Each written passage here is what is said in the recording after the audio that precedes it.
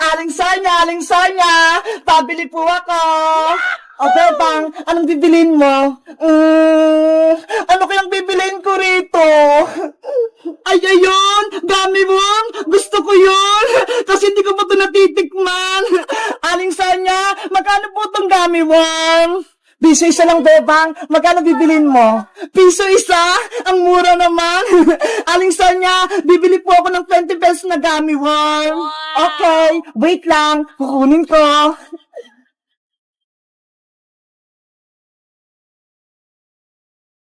One, two, three, four, 5, 6, 18, 19, 20. O, ito, Bebang, 20 pirasong gummy worm to, Salamat pa. Ito po yung bayad ko.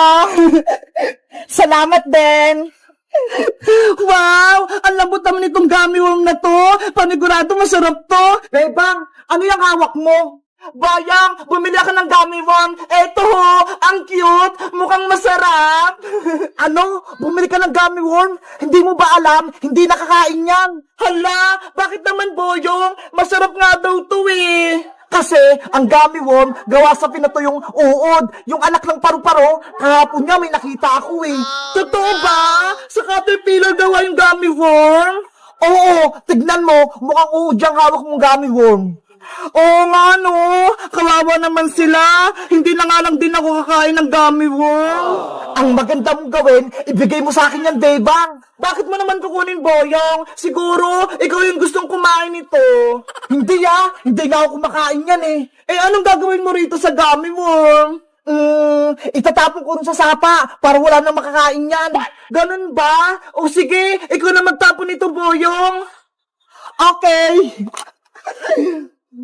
Naisang ko si Bebang, napaniwala ko siya, nagawa sa udong gummy worm. Hindi niya alam, kakainin ko to. May binubulong ka ba, Boyong? Parang may sinasabi ka dyan Ay, wala, Bebang. Ang sabi ko, itatapon ko na to. O sige na, aalis na ako.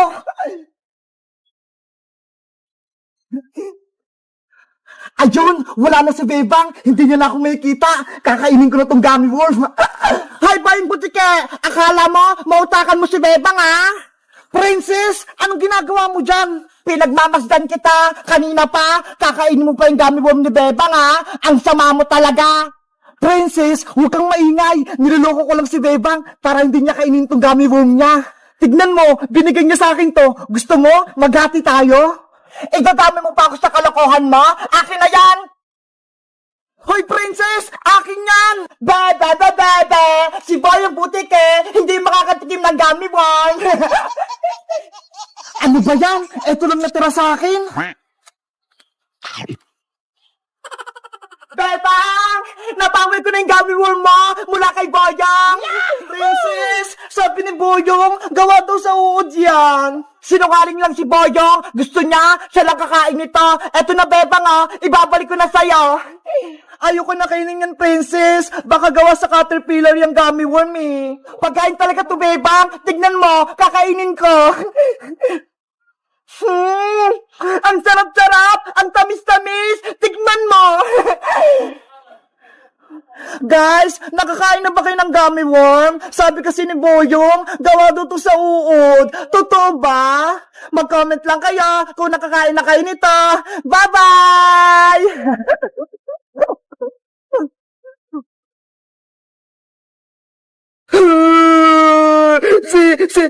Si Bebang, hindi niya ko gusto. Crush ko pa naman siya.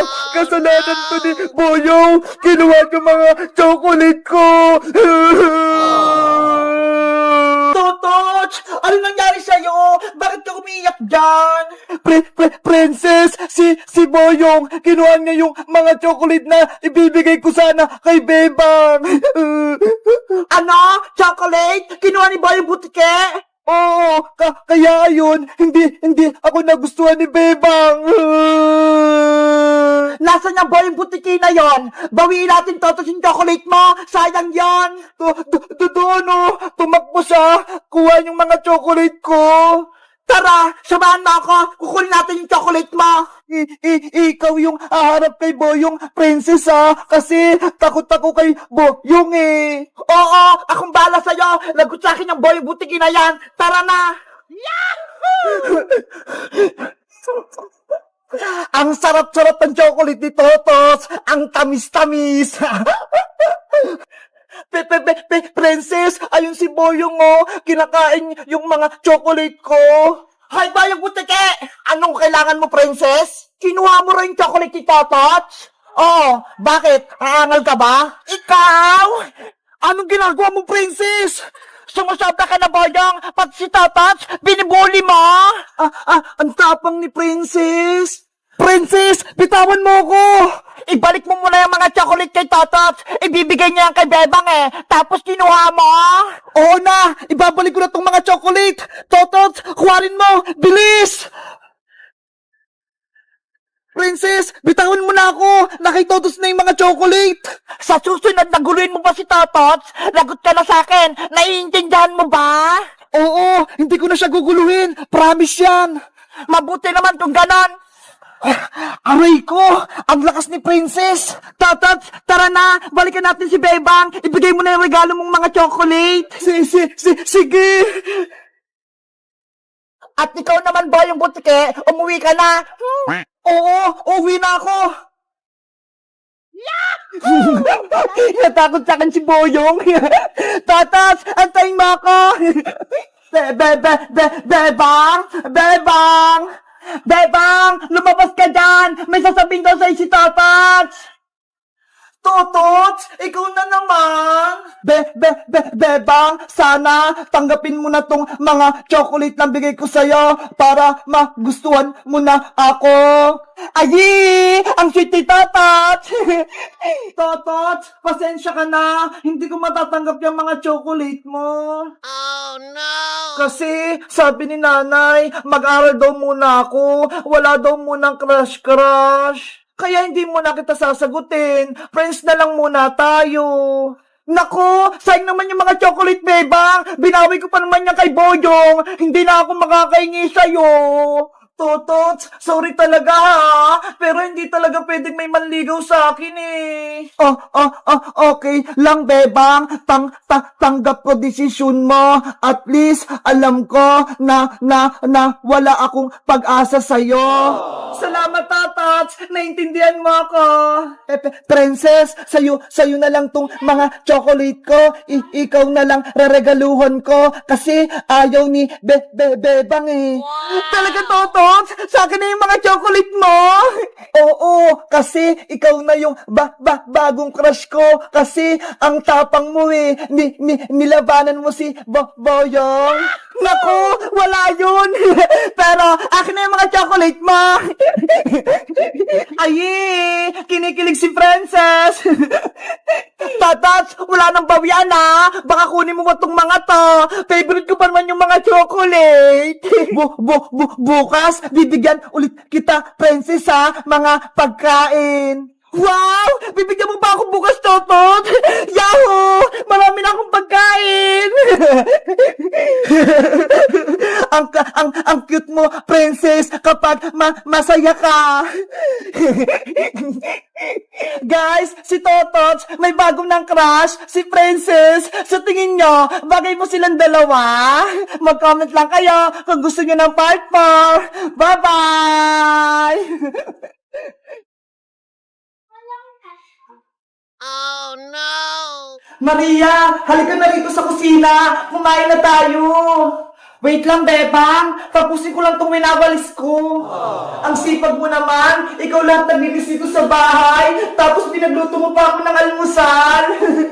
Diba? Sabi ko sa'yo, tutulungan kita sa gawaing bahay. Salamat, Maria.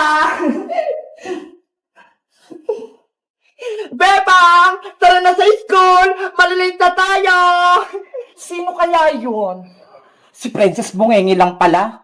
Hoy Maria! Nasaan na si Bebang? Sabihin mo, papasok na kami sa school, malilate na kami. Bebang, si Princess tawag ka. Late na raw kayo. Kumakain pa ako eh. Sabihin mo Maria kay Princess, mauna na siya. Mauna ka na raw pumasok, Princess. Kumakain pa si Bebang. Ako din! Gusto ko din kumain, Maria!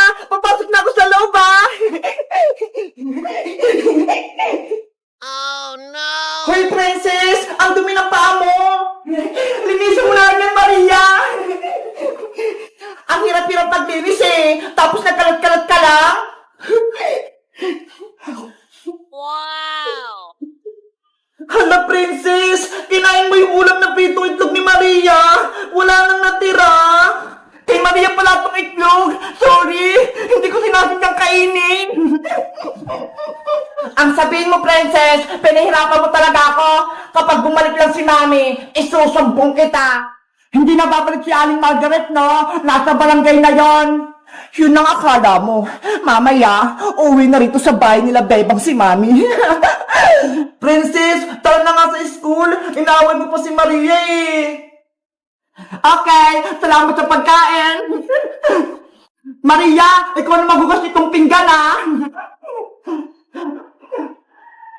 Babay, Maria. Antayin mo ako mamayang hapon pagbalik ko, ha. Babay, Bebang. Sana huwag ka nang bumalik. Iniwanan pa ako ng mga hugasin dito.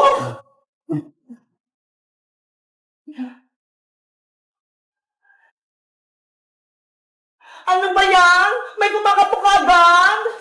Maria, buksan mo tong pinto. Si Mami mo to. Mami, ikaw na ba yan? Mami ko! Kamusta ang anak ko? Miss na kita. Mami, si Beba, pati yung kaibigan niya si Princess, inutusan nila ako lagi dito sa bahay. Pagod na ako. Huwag ka nang umiyak, Maria. Lagot sa akin yung si Bebang. Maghihiganti tayo. Pagbalik niya sa school, ako naman magpapahirap kay Bebang. Tara na sa loob. Antayin natin si Bebang dito. A few moments later. Ang saya-saya ko sa school. Mami, nandiyan na si Bebang. Nakauwi na siya.